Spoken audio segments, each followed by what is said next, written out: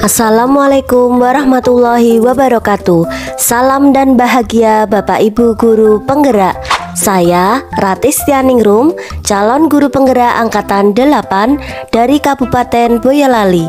Saya akan memaparkan kesimpulan dan refleksi pemikiran Ki Hajar Dewantara pada modul 1.1 koneksi antar materi.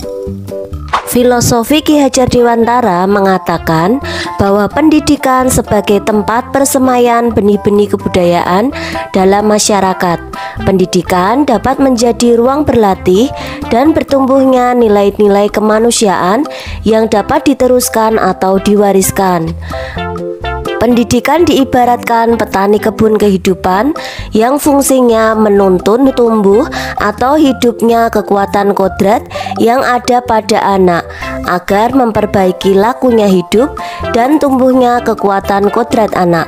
Maka dari itu, sebagai guru mampu menuntun lakunya agar sesuai dengan kodrat anak. Pendidikan dan pengajaran tidaklah sama. Pengajaran adalah bagian dari pendidikan.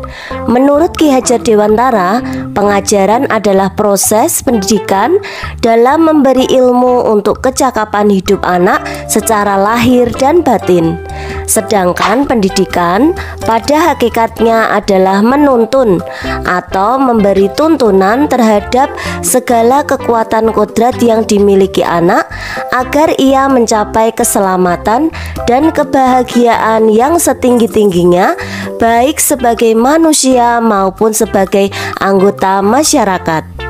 Pendidikan menciptakan ruang bagi murid untuk bertumbuh secara utuh agar mampu memuliakan dirinya dan orang lain serta menjadi mandiri.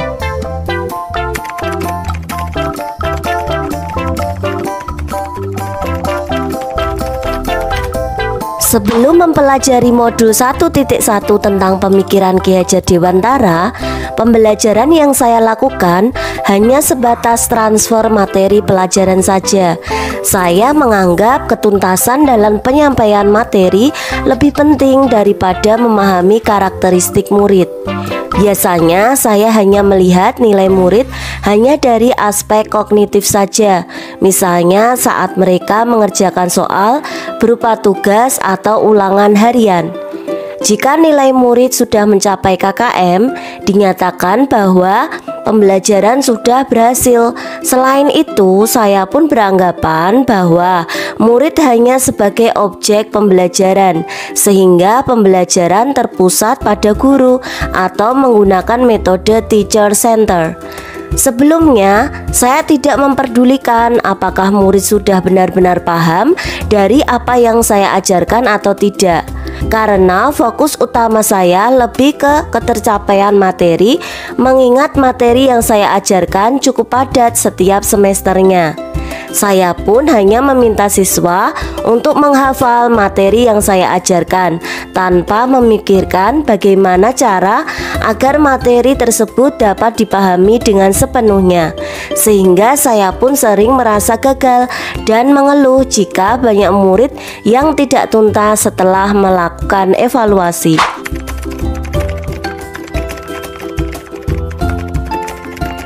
Namun, setelah saya mempelajari modul 1.1 tentang pemikiran Ki Hajar Dewantara, saya menyadari bahwa apa yang saya pikirkan dan saya lakukan selama ini tidak tepat.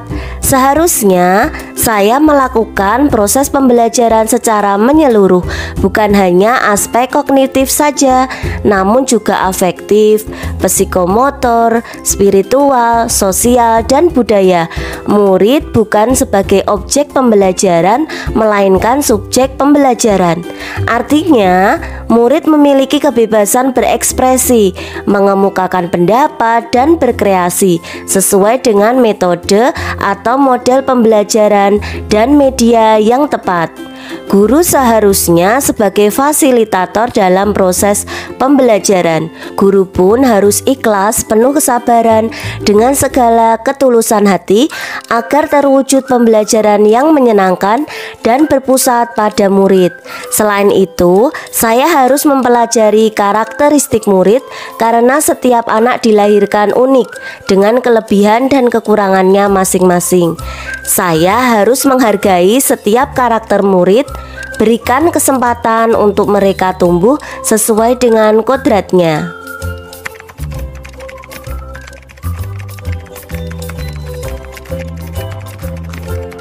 Yang dapat segera saya terapkan dalam pembelajaran di kelas antara lain merancang pembelajaran yang interaktif dan menyenangkan dengan melibatkan murid sesuai dengan metode student center.